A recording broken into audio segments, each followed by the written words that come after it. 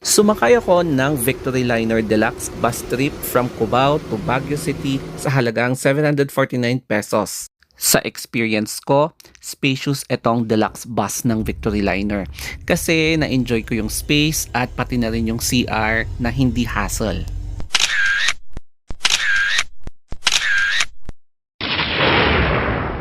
From Fairview, nakarating na kami sa wakas dito sa EDSA after 1 hour.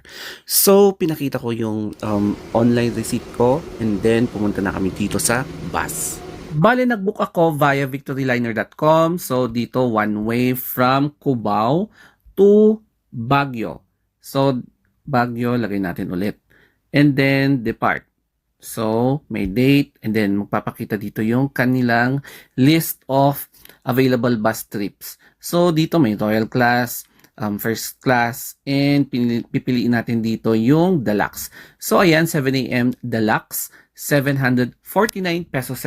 So, mag-book na kayo and then i-enter nyo lang yung personal details tapos magbayad sa GCash then pakita nyo na lang sa cashier.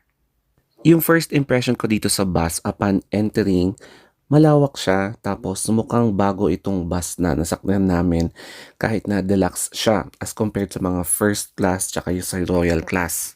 Simulan na natin ang pangingilatis. So first is yung charging port. Kinunet ko yung phone ko at gumagana siya.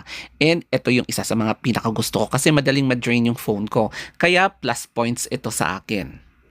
Ino-off ko sa akin yung aircon kapag sumasakay ako ng bus kasi nahihilo ako pag ina-aircon yung mukha ko. Kaya naka-off siya. And good thing na lang ganito yung aircon nila. Parang bago talaga tong bus na to, no? Ito yung closer look ng aircon ng bus. So, mas modernized siya as compared sa mga older versions ng bus, di ba? Pagdating naman sa personal space, medyo malawak siya as compared sa mga previous deluxe na nasakyan ko. Parang first class na rin yung dating, no? Na-appreciate ko na safety talaga is the best concern sa mga staff, no? Kaya nire-remind kami na gamitin itong seatbelt. So as you can see, I am wearing yung safety gear na seatbelt dito para safe, no? 100%. And na-appreciate ko yung mga staff na nagre-remind katulad nito.